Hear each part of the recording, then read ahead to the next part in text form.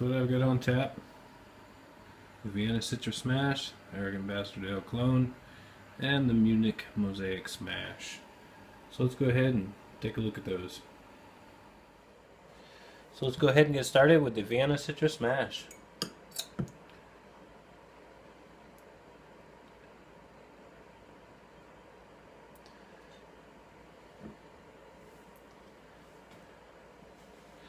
There she is.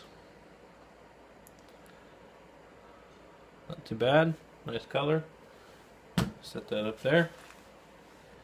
Next, we'll go with the Arrogant Bastard Ale Clone.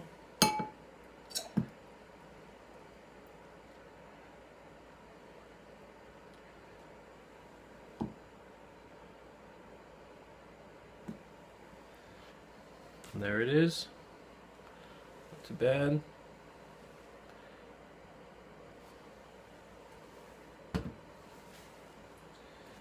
And finally, the Munich Mosaic SMaSH.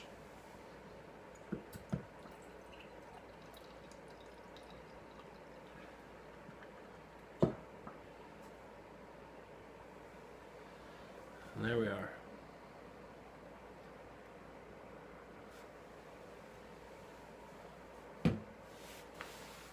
And there we go, just to see them separately. So this is the Vienna Citra SMaSH, Arrogant Bastard Ale Clone, and the Munich Mosaic SMaSH. All very nice beers. So let's give them a taste. Hi and happy Homebrew Wednesday. Nice to see you guys again. Yeah, so last couple weeks I have done 2 brews. I went ahead and brewed up the coconut IPA one more time. This time I did a 10-gallon batch. I also brewed up last weekend another SMaSH. This time it was the Maris Otter and Centennial SMaSH. So I'm kind of liking the SMaSH series that I've been working on. So far I've had various degrees of results, and so we'll go ahead and talk about a little bit about that now. Yeah.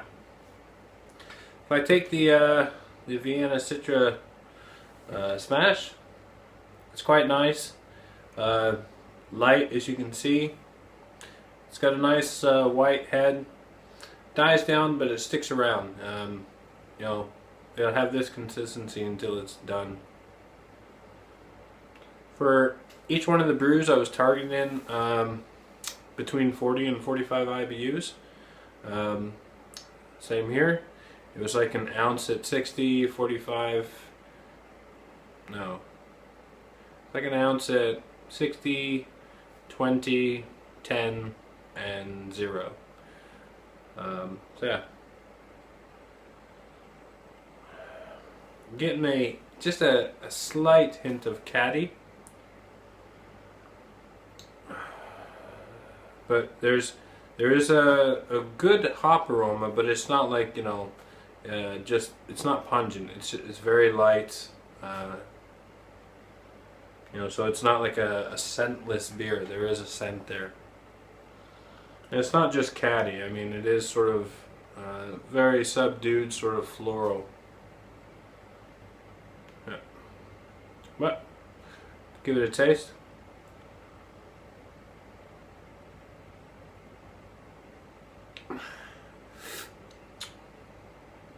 Tastes really good. It's very clean. It's got nice maltiness to it. I mean, it's very light, of course, but I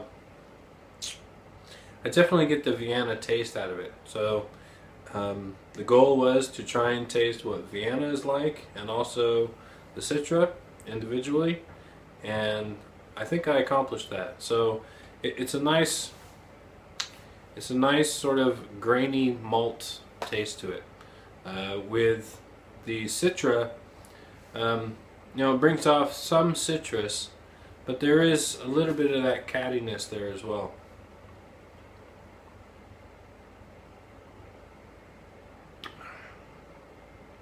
So yeah, glad with the Vienna Citra.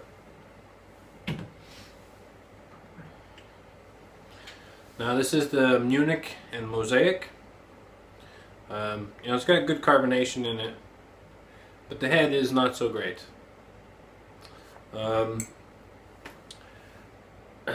Again, same parameters, is about between 40 and 45 IBUs. They were all brewed to come out. Starting gravities were 1.052 on both of them, and finished out at 1.012 on both of them. So I didn't want to go too dry, like 0.9 or 10 or even 11, just because I did want to keep some of that residual sweetness inside there. They have a dry finish, the Vienna Citra one does. So let's see how this one compares. In terms of aroma, it's more of an earthy aroma. It's a different sort of caddy aroma off this one from the Mosaic. But let's dig in.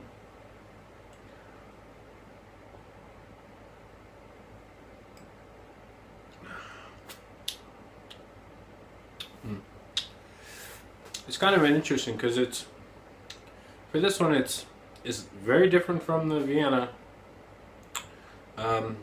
It is more earthy, and it's not just from the Mosaics, but it's almost like stony, sort of dirt-like from the grain. It's not like grainy or anything like that. It's more earthy.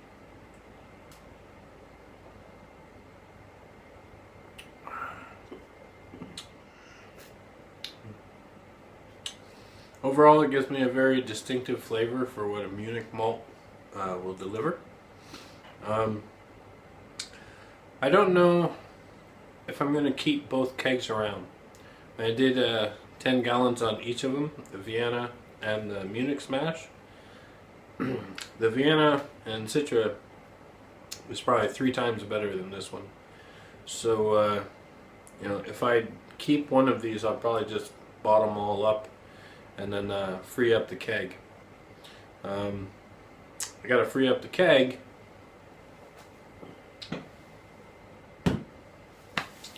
I gotta free up that keg because I got 20 more gallons that needs to be kegged up.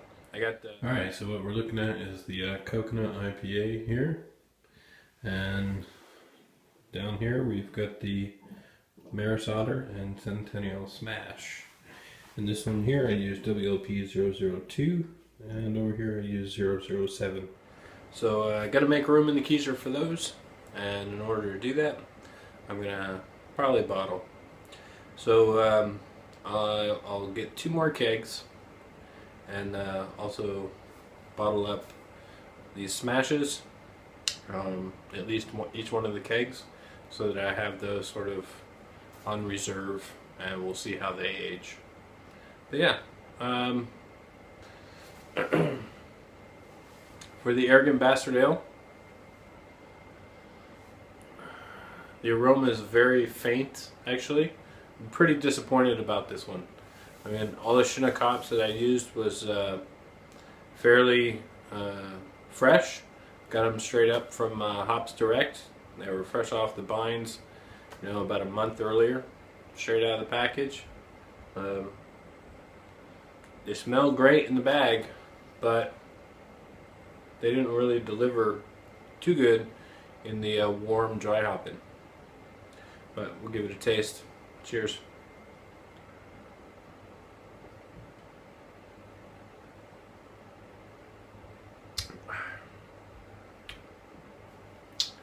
It is Arrogant Bastard-esque, but it's definitely not Arrogant Bastard.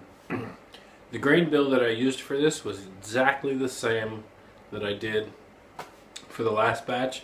If you go back, I don't know, a few months in videos, I did a side-by-side taste comparison with my neighbor with the real Arrogant Bastard Ale clone, the real Arrogant Bastard Ale, and my clone. The aromas were very similar, but the real one was stronger, and the taste was, the real one was a little bit more bitter. It tasted like maybe 10 or 15 IBUs more bitter than mine, but the taste was dead on. This one it actually tastes like a slightly watered down version of an Arrogant Bastard. So I did do some things different with this one. For one, I think I did first wort hopping. I also added in the bicarbonate to increase the pH during the mash, which I didn't do during the first one. I also used gypsum, a teaspoon of gypsum. I did do that in the first one, but in this one I also added in a half a teaspoon of calcium chloride. So that will definitely affect the taste as well. So like I said, it's sort of like a watered down version of an Arrogant Bastard, and yeah, I really did like the Arrogant Bastard clone that I did before, and this one's pretty good. I have some isomerized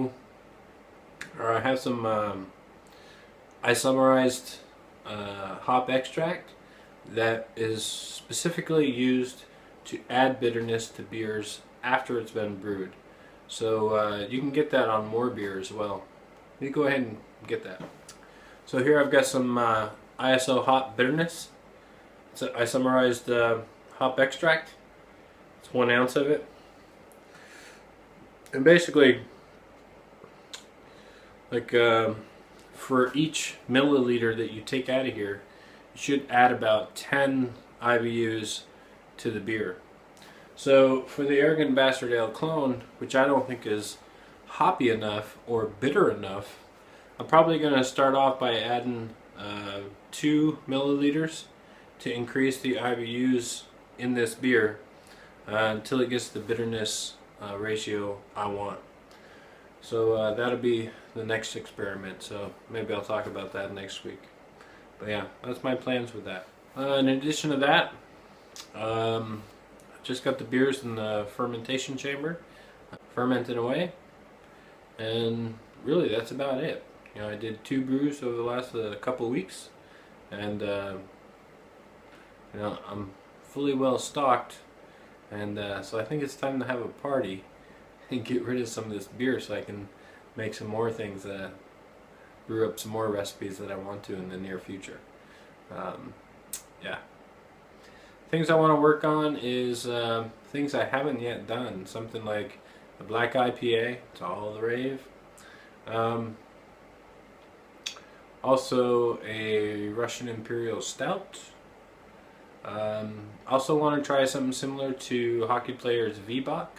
So it'd be like a bourbon, a vanilla, bourbon, oaked, chocolate, Russian Imperial Stout. Yeah. Want to do another vanilla and chocolate porter. Same one that I sent over to Harry Brew and Big CQ and Homebrew Brewery. I'll probably use the yeast cake from that in order to do my version of a VBOC. I'd like to go ahead and get started on a Imperial Pumpkin Ale so that will be ready for next Halloween. I want to do a mead. I got a shitload of hops in the fridge that I need to get rid of. You know, probably have to do one of those, you know, your kitchen sink sort of IPAs or something. Get rid of a lot of that and get some fresher stuff from this year's harvest. Tonight, be bottling up some beers, bring to the guys at work. That's about it. So that's all that's going on in my my end of the world. I hope you guys are having a great time. Have a happy Homebrew Wednesday, a hell of a week, and a better weekend. Cheers.